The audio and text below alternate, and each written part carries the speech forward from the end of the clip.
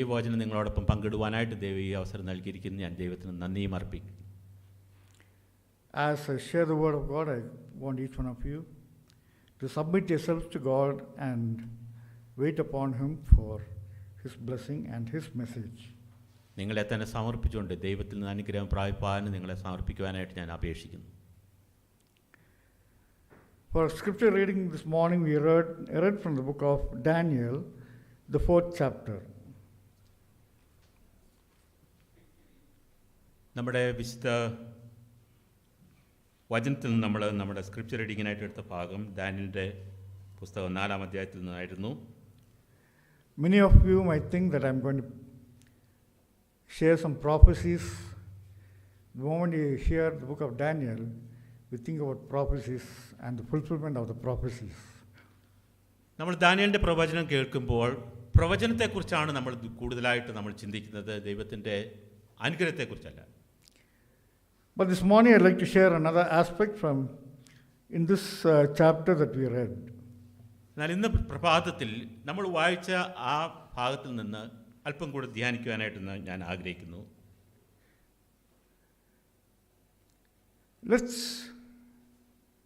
One of the most important character of a human being is pride. Being proud. മനുഷ്യരുടെ പ്രധാനപ്പെട്ട ഒരു സ്വഭാവം എന്ന് പറയുന്നത് അഹംഭാവം അല്ലെങ്കിൽ അഹങ്കാരമാണ്. And many times we fail to understand the cause for our downfall in life is pride. നമ്മുടെ ജീവിതത്തിൽ അല്ലെങ്കിൽ അഹങ്കാരമാണ് ഏറ്റവും വലിയത് എന്ന് നമ്മൾ പല സന്ദർഭം മറന്നു പോകുന്നുണ്ട്. Man, when he achieves something, he takes upon himself all the glory and says, I have done this with my own effort. മനുഷ്യർ എന്തെങ്കിലും നേടിക്കഴിയുമ്പോൾ അവർ ചിന്തിക്കുന്ന എൻ്റെ സ്വന്തം ശക്തിയാൽ എൻ്റെ കഴിവിലാണ് ഇതെല്ലാം ഞാൻ നേടിയത് എന്ന് പല സന്ദർഭങ്ങളും പല മനുഷ്യർ. But King Solomon Proverbs says, എന്നാൽ ശലോമൻ രാജാവ് പറയുന്നത് pride goeth before a fall. അഹങ്കാരം ഒരു വീഴ്ചയ്ക്ക് മുൻപേ നടക്കുന്നതായിട്ട് കാണാൻ സാധിക്കുന്നു. It was this pride that made Lucifer Satan.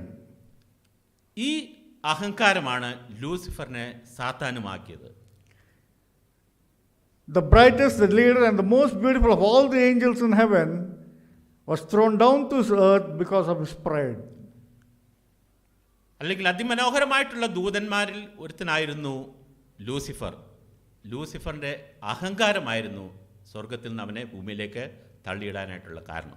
His beauty, his capability, and his authority over all the other angels made him a very proud person. അവൻ്റെ സൗന്ദര്യം, അവൻ്റെ സ്ഥാനം, മറ്റു ദൂതന്മാരിൽ കാട്ടിലും അധികമായിട്ടുള്ള സ്ഥാനം ഇതെല്ലാം അവൻ അഹങ്കരിച്ചുകൊണ്ട് അവനെ എന്ത് ചെയ്യുന്നു, സ്വർഗത്തിൽ നിന്ന് ദൈവം അവനെ ഭൂമിയിലേക്ക് തള്ളിയിട്ടതായിട്ട് കാണാൻ സാധിക്കും. This pride swelled in him so much that he wanted to be above God. അവൻ്റെ അഹങ്കാരം വളർത്തി അവൻ എന്ത് ചെയ്തു, അവൻ ദൈവത്തെക്കാട്ടിൽ ഉയർന്നവനായിട്ട് തീരുമാനിച്ചു. ദൈവത്തെക്കാട്ടിൽ ഉയർന്നവനാകണമെന്നുള്ള തീരുമാനത്തിൽ അവന് എത്തിയതായിട്ട് കാണാൻ സാധിക്കും. And so we see pride goeth before a fall. അതുകൊണ്ട് നമുക്ക് മനസ്സിലാക്കാം, അഹങ്കാരം ഒരു വീഴ്ചയ്ക്ക് മുൻപേ പോകുന്ന സംഭവമാണ്. This morning for scripture reading we read from the book of Daniel, the 4th chapter, verses 29 onwards. നമ്മൾ ധ്യാനത്തിനായിട്ട് എടുത്ത വേദഭാഗം ദാനിയലിൻ്റെ പ്രവചനം 4-ാം അധ്യായത്തിൻ്റെ 29 മുതൽ 34 വരെയുള്ള വാക്യങ്ങളായിരുന്നല്ലോ. And this is a fulfillment of a dream that King Nebuchadnezzar had seen much earlier. Nebuchadnezzar രാജാവ് കണ്ട സ്വപ്നത്തിൻ്റെ ഒരു പൂർത്തീകരണമായിരുന്നു ഈ വായിച്ച വാക്യം. Verse 29 says, at the end of 12 months, he walked into the palace of the kingdom of Babylon. 24-ാമത്തെ വാക്യത്തിൽ നിന്ന് ദാനിയലിൻ്റെ പ്രവചനം 4-ാം അധ്യായത്തിൻ്റെ 29-ാമത്തെ വാക്യം ഇപ്രകാരം പറയുന്നു: 12 മാസം കഴിഞ്ഞിട്ട് അവൻ ബാബേലിലെ രാജമന്ദിരത്തിന്മേൽ ഉലാവിക്കൊണ്ടിരുന്നു. That means this is a fulfillment of a prophecy that was prophesied 12 months earlier.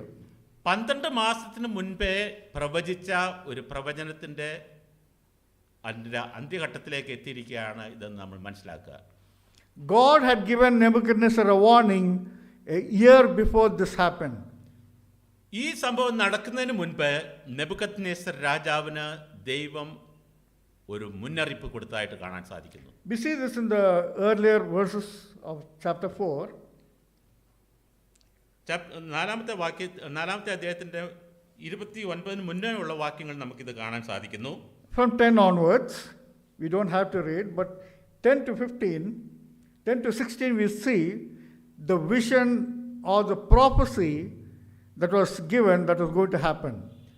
10ാമത്തെ വാക്യം മുതൽ 15ാമത്തെ വാക്യം വരെയുള്ള ഭാഗങ്ങളിൽ നെബൂഖദ്നേസർ രാജാവ് കണ്ട ആ ദർശനത്തെക്കുറിച്ച് അല്ലെങ്കിൽ അടുത്ത കാലത്ത് അല്ലെങ്കിൽ അടുത്ത എന്താണ് സംഭവിക്കാൻ പോകുന്നുള്ള ദർശനത്തെക്കുറിച്ചുള്ള ഒരു രേഖയാണ് നമുക്ക് അവിടെ കാണാൻ സാധിക്കുന്നത്. Nebuchadnezzar was not a person that is chosen among the what you can say the blessed tribe of Israel.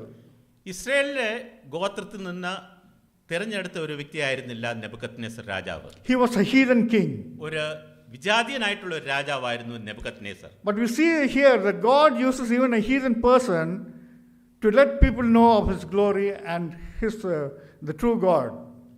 എന്നാൽ ദൈവം ഒരു വിജാതീയനായ ഒരു രാജാവിനെ ഇവിടെ തിരഞ്ഞെടുത്തതായിട്ട് കാണാൻ സാധിക്കും. കാരണം ദൈവത്തിന് മഹത്വം ആ രാജാവിന് അറിയുവാൻ വേണ്ടി. Earlier we see he had a dream about a huge image.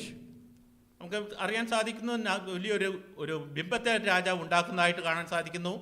It was very puzzling to him and he didn't know what the dream was exactly about the image. ആ സ്വപ്നത്തെക്കുറിച്ച് അല്ലെ ദർശനത്തെക്കുറിച്ച് രാജാവിന് വളരെ വ്യക്തമായിട്ട് ഒന്നും അറിയില്ലായിരുന്നു. Because the image was made of different metals, unlike we see the image statues now. കാരണം ആ ദർശനം കണ്ട ആ ഇമേജ് അല്ലെങ്കിൽ ആ രൂപം പല മെറ്റൽസ് കൊണ്ട് ഉപയോഗിച്ചതായിരുന്നു അല്ലെങ്കിൽ ഉണ്ടാക്കിയതായിരുന്നു. All this puzzled Nebuchadnezzar so much. ഇതെല്ലാം കണ്ടപ്പോൾ രാജാവിന് വളരെയധികം അതിശയമുണ്ടായി. He called the most learned people of his palace, the magicians, to interpret this dream. രാജാവ് ആ കൊട്ടാരത്തിലുള്ള എല്ലാവരെയും അല്ലെങ്കിൽ മജീഷ്യൻസ് മന്ത്രവാദികളെ എല്ലാവരെയും വിളിച്ച് ഈ ദർശനത്തിന്റെ വ്യാഖ്യാനം എന്താണെന്ന് അറിയിക്കാൻ വേണ്ടി വിളിച്ചതായിട്ട് നമുക്ക് കാണാൻ സാധിക്കുന്നു. But none of them were able to interpret. ആർക്കും അതിനെക്കുറിച്ച് വിശദീകരിക്കാനായിട്ട് സാധിച്ചില്ല. Because this was no ordinary dream. കാരണം ഇത് സാധാരണ ഒരു ദർശനം ആയിരുന്നില്ല. And only Daniel was able to interpret. ദൈവത്തിന്റെ മകനായ ദാനിയേലിന് മാത്രമേ അത് And we know what followed later. He built a huge statue. He built a huge statue fully of gold. എന്നാൽ അതിനുശേഷം ദാനിയേൽ വിശദീകരിച്ചതിന് ശേഷം രാജാവ് ആ ഒരു ബിംബം പരിപൂർണമായിട്ട് തല മുതൽ പാദം വരെയുള്ള ഭാഗം പരിപൂർണമായിട്ട് ഒരു സ്വർണ്ണം കൊണ്ട് ഒരു വിഗ്രഹത്തെ ഉണ്ടാക്കിയതായിട്ട് കാണാൻ സാധിക്കും. He didn't want only the head to be of gold. അതിന്റെ തല മാത്രം അല്ലെങ്കിൽ രാജാവ് ദർശനം കണ്ട ആ ബിംബത്തിന്റെ അല്ലെങ്കിൽ ആ രൂപത്തിന്റെ തല മാത്രമായിരുന്നു സ്വർണ്ണം കൊണ്ട് ഉണ്ടാക്കിയത്. എന്നാൽ രാജാവ് താൻ എന്ത് ചെയ്തു, ഒരു ബിംബം പരിപൂർണമായിട്ട് മുഴുവനായിട്ട് സ്വർണ്ണം കൊണ്ട് ഉണ്ടാക്കിയതായിട്ട് കാണാൻ സാധിക്കുന്നു. He didn't want the head of gold to come to an end.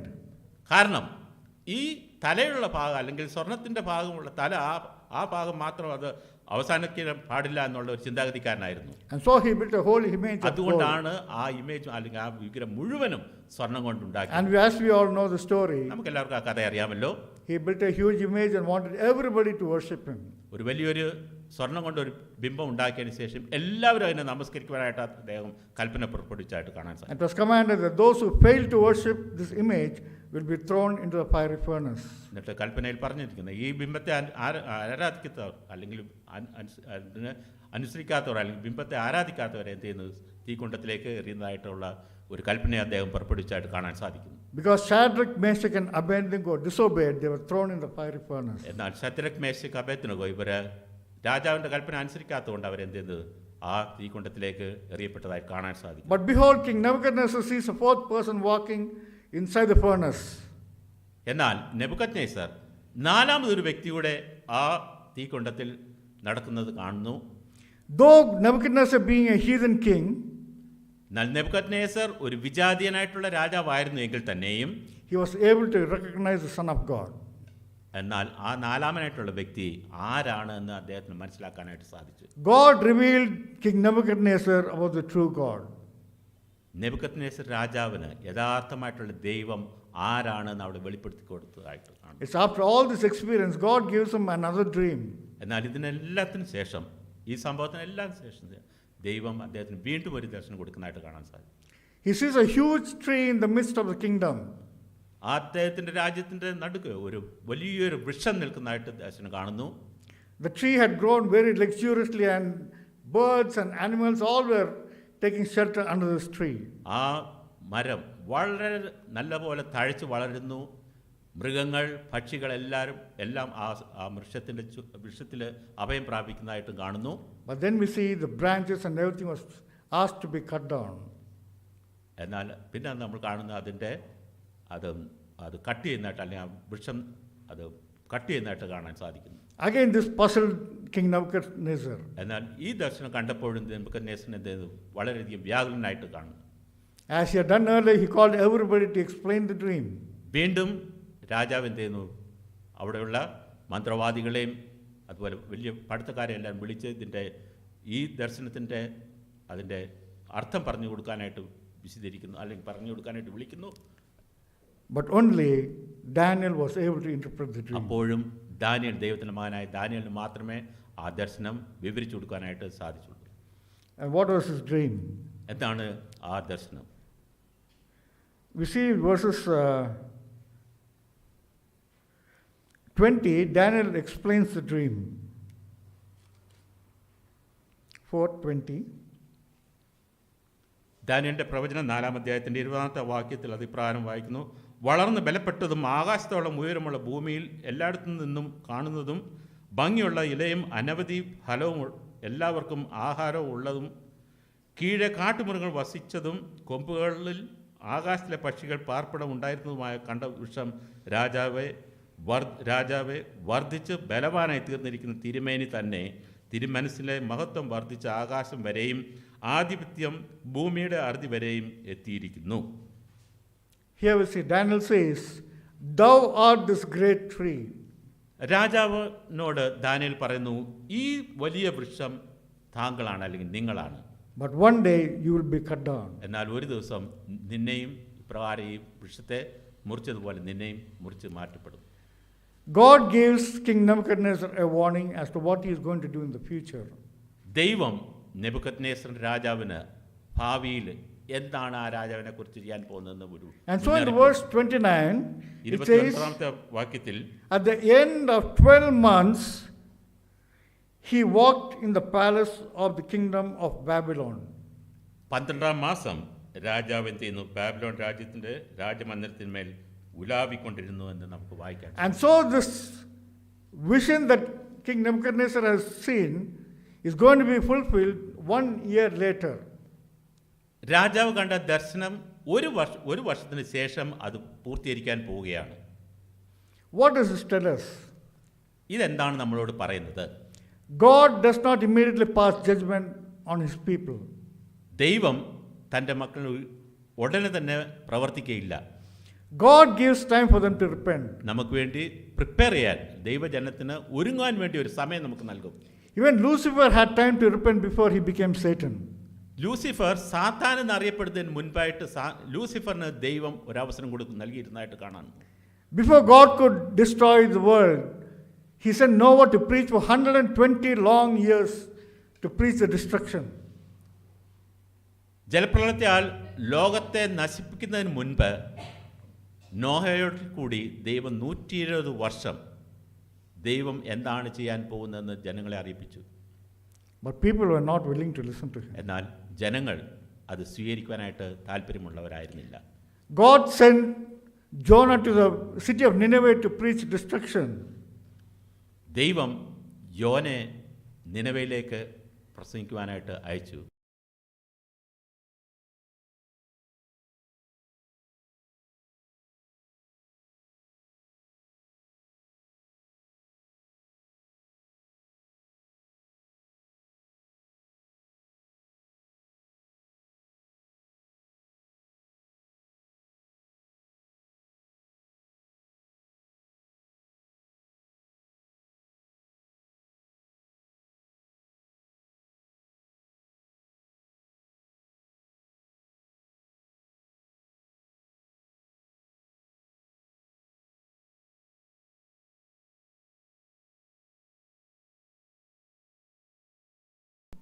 And it says, pride swelled within him. ആ സമയത്ത് ആ ദേശം നോക്കുന്ന സമയത്ത് അവൻ്റെ ഉള്ളിൽ അല്ലെങ്കിൽ അഹങ്കാരം വളർന്നു വരുന്നതായിട്ട് കാണാൻ സാധിക്കും. He forgot the warning that was given to him 12 months ago. 12 മാസത്തിന് മുൻപേ ദൈവം നൽകിയ ആ മുന്നറിയിപ്പ് അവനെ മറക്കുന്നതായിട്ട് കാണാൻ സാധിക്കുന്നു.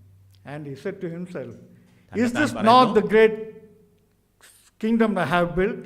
ഞാൻ എൻ്റെ കഴിവിനാൽ ഉണ്ടാക്കിയ ഈ വലിയ പട്ടണമല്ലേ ഇത് എന്ന് അവൻ്റെ മനസ്സിൽ പറയും. It's my intelligence, my might and everything that have built this great city of kingdom of Babylon. എൻ്റെ കഴിവ്, എൻ്റെ ശക്തി, എൻ്റെ അധികാരം എല്ലാം ഉപയോഗിച്ചാണ് ഞാൻ ഈ വലിയ പട്ടണം ഉണ്ടാക്കിയത്. And human understanding, he had all the reasons to be proud. Yes, അതെ, മനുഷ്യരുടെ ചിന്തയിൽ കൂടി നമ്മൾ കടന്നു പോവുകയാണെങ്കിൽ അഹങ്കരിക്കുവാനും അഭിമാനിക്കാനായിട്ടുള്ള എല്ലാ സന്ദർഭവും സാഹചര്യവും നെബൂഖദ്നേസർ രാജാവിന് ഉണ്ടായിരുന്നു. One of the most prosperous and biggest kingdom of the then known world. ആ കാലഘട്ടത്തിൽ അറിയപ്പെടുന്ന ഏറ്റവും വലിയ